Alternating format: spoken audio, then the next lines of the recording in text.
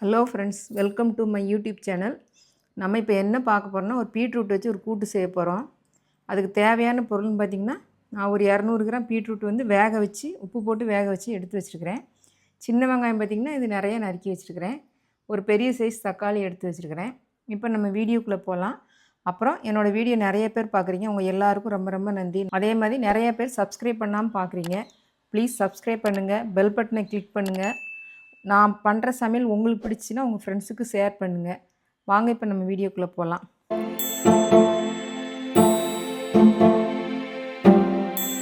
இப்போ நம்ம என்ன பண்ணுறோன்னா, இந்த வேக வச்ச காய் இருக்குது பார்த்திங்களா, அதை வந்து இந்த குட்டி குக்கரில் போட்டுக்கலாம்.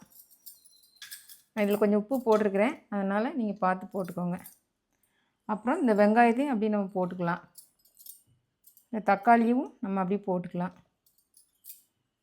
ஏன் நம்ம எல்லாமே இப்படி பச்சையாக போடுறோன்னா, இது ரொம்ப உடம்புக்கு ஆரோக்கியமாக இருக்கும் அப்படிங்கிறதுக்காக தான் நம்ம பச்சையாக போடுறோம். அதுபோல் சின்ன வெங்காயம் நம்ம அதனால தான் சேர்க்குறோம். அதிகமாக கூட சேர்த்துக்கலாம். நானும் அதிகமாக தான் சேர்த்துருக்குறேன். சரிங்களா? இப்போ இந்த அளவுக்கு கொஞ்சம் மஞ்சள்தூள் போட்டுக்கலாம்.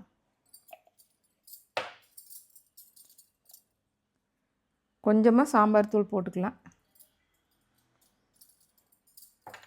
இது உங்களோட விருப்பம் தான். சாம்பார் தூள் போடுறதுனா போட்டுக்கலாம், இல்லைன்னா மிளகாத்தூள் நீங்கள் போட்டுக்கலாம்.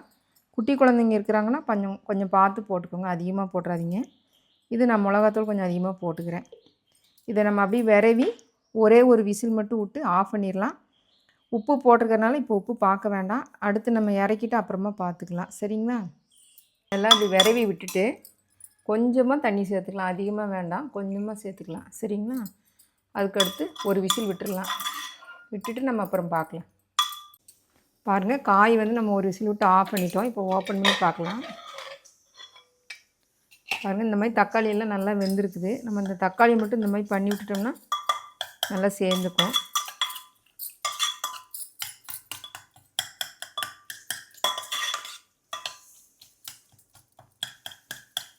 நம்ம எல்லாம் நல்லா இது பண்ணிட்டோம் தக்காளியெல்லாம். இப்போ நம்ம அடுப்பில் வச்சுட்டு அடுப்பை ஆன் பண்ணிக்கலாம்.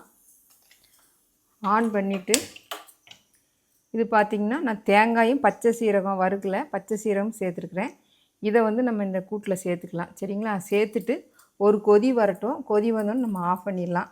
இந்த வெங்காயம் பார்த்திங்கன்னா, நீங்கள் வந்து மிக்சியில் அடித்து போடுறதாலும் போட்டுக்கலாம். குட்டி குழந்தைங்க எடுத்து வச்சுருவாங்க அப்படின்னா அந்த தக்காளி வெங்காயம்லாம் தனித்தனியாக நீங்கள் அரைச்சி கூட சேர்த்துக்கலாம். நல்லா தான் இருக்கும். நான் பெரியவங்க சாப்பிட்றதுனால நான் இப்படி பண்ணியிருக்கிறேன். இது நான் ஒரு வேளைக்கு மட்டும் பண்ணியிருக்கிறேன். காய் மட்டும்தான் செய்கிறேன், ரசம் வைக்கல. உங்களுக்கு எவ்வளோ தேவையோ நீங்கள் பார்த்து அதுக்கு தக்கன பண்ணிக்கோங்க. இப்போ இது வந்து கொதிச்சிட்ருக்கட்டும். நம்ம இதுக்கு வந்து தாளிசம் ரெடி பண்ணிடலாம். இப்போ இந்த தேங்காயை போட்டுட்டு நீங்கள் உப்பு பார்த்துக்கோங்க. உப்பு தேவைன்னா நீங்கள் சேர்த்துக்கோங்க.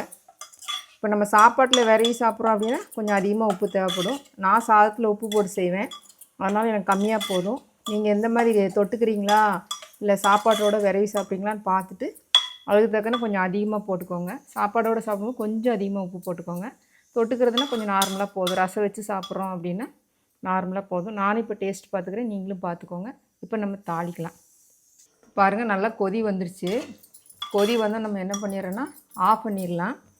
ஆஃப் பண்ணிவிட்டு அடுப்பை ஆஃப் பண்ணிவிட்டு இந்த மல்லித்தலை வந்து இதில் சேர்த்துக்கலாம். இது வந்து நான் எப்படி நறுக்கிறேன், ரொம்ப குட்டி குட்டியாக நறுக்கியிருக்கிறேன். இப்படி குட்டி குட்டியாக நறுக்கிட்டிங்கன்னா அதை எடுத்து வெளியே வைக்க முடியாத அளவுக்கு ரொம்ப குட்டியாக நறுக்கிட்டிங்கன்னா அதோடு சேர்த்து சாப்பிடும்போது நல்ல ஒரு மணமாக நல்ல ஒரு டேஸ்ட் இருக்கும். அதுவும் போக பார்த்திங்கன்னா இந்த பச்சையாக நம்ம சாப்பிட்றோன்னா நமக்கு உடம்புக்கும் நல்ல ஒரு ஆரோக்கியம். சரிங்களா? இப்போ நம்ம மூடி வச்சிடலாம், தாளிக்கலாம். காஞ்சிருச்சு. நம்ம கடுகு பருப்பு போட்டுக்கலாம். போட்டுட்டு நான் சின்ன வெங்காயமும் கருவேப்பிலும் எடுத்து வச்சுருக்கிறேன், அதையும் நம்ம சேர்த்துக்கலாம்.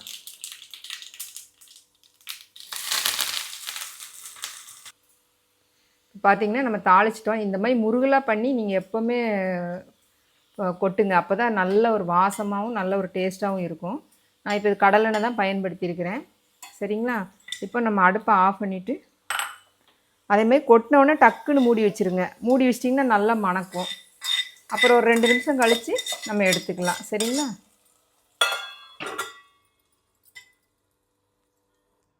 இப்போ பாருங்கள், அருமையான பீட்ரூட் கூட்டு ரெடி பண்ணிட்டோம். நீங்களும் இதை வந்து வீட்டில் செஞ்சு பாருங்கள், சாப்பிட்டு பாருங்கள், எனக்கு கமெண்ட் பண்ணுங்கள்.